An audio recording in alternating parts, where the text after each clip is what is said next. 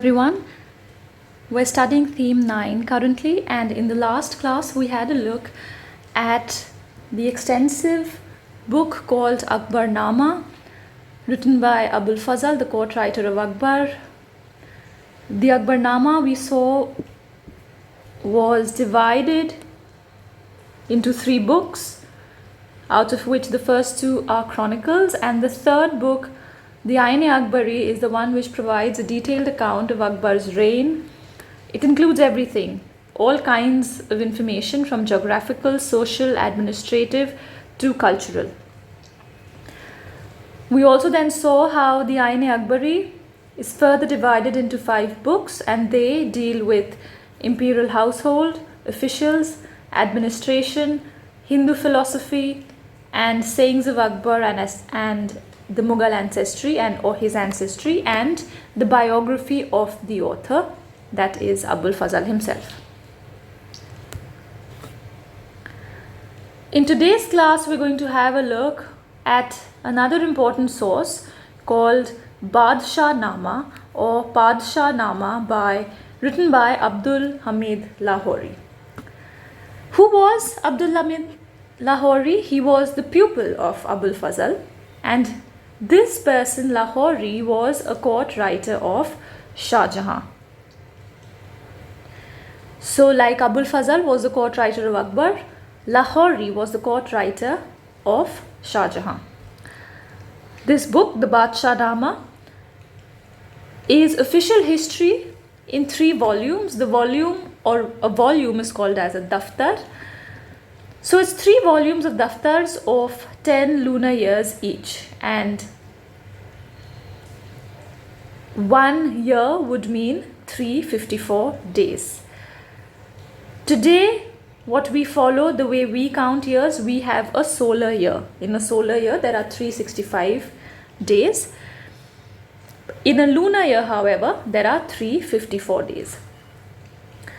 Lahori wrote the first and second volume. So like we see in the third point that his book, the Badshah Nama, consists of 3 volumes. So Lahori himself wrote the first and the second volume. The third volume was written by a historian called Waris. Lahori was unwell, and that is why he was not able to write the third volume himself. However, this book is also a very important source, just like Akbarnama was.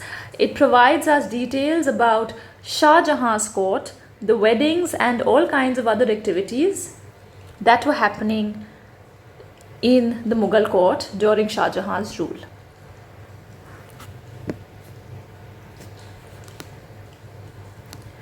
Our next subtopic is capital.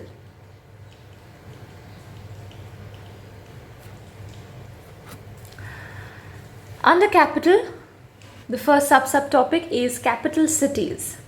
So we're going to see which all cities were important, where these Mughal rulers established their capitals, and did they make some famous monument there or not to commemorate the event, to commemorate certain events or to leave a lasting impression in that city.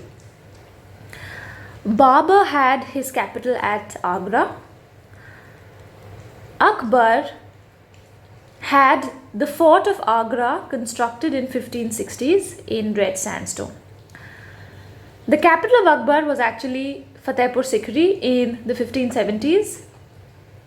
He chose Fatehpur Sikri as his capital as it was on the direct road to Ajmer. Ajmer will become very important for Akbar because it has the shrine of a Sufi saint.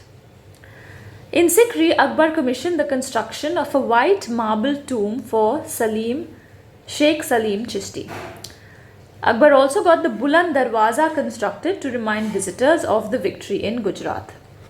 In 1585, Akbar transferred his capital from Fatehpur Sikri to Lahore to keep a greater watch on the northwest frontier.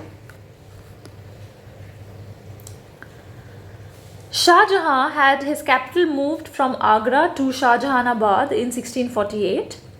This was a new addition to Old Delhi, and this area, Shah Jahanabad, had the Red Fort constructed, or Shah Jahan had there the Red Fort constructed, the Jama Masjid made, and the Chandni Chowk bazaars. So if you ever visit Delhi, that area of Delhi which includes within its perimeter the Red Fort, Jama Masjid and the Chandni Chowk bazaars, that is Shahjahanabad.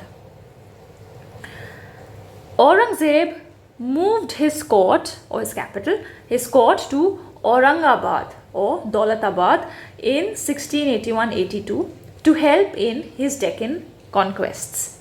So you see, whereas all the other rulers had their capital in North India and Akbar also went to the northwest frontier to Lahore, Aurangzeb went further south. This is the Buland Darwaza at Fatehpur Sikri.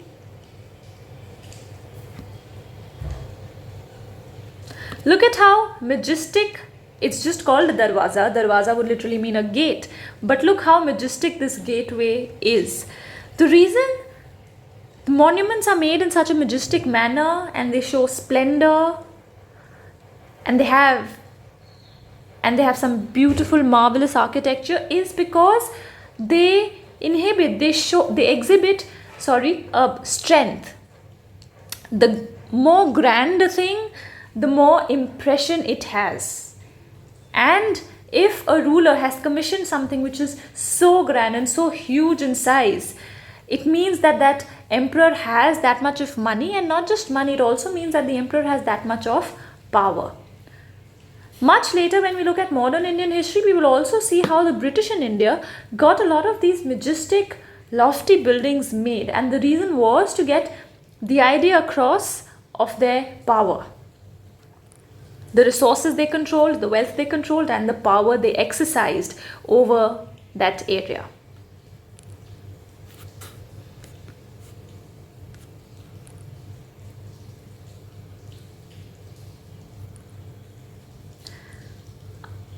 Our next subtopic under capital is court. So the court would be, if anyone says asks you where was the court of Akbar, you would say the court of Akbar was in Fatehpur Sikri. Later, where did he transfer his court? He transferred it to Lahore. So basically, court would mean the capital, where the darbar is held, or where the court is held, or where the emperor is staying. Once the emperor sat on the throne, no one was permitted to move or leave without permission. So here we're going to see the court culture, how the darbar or the court was functioning.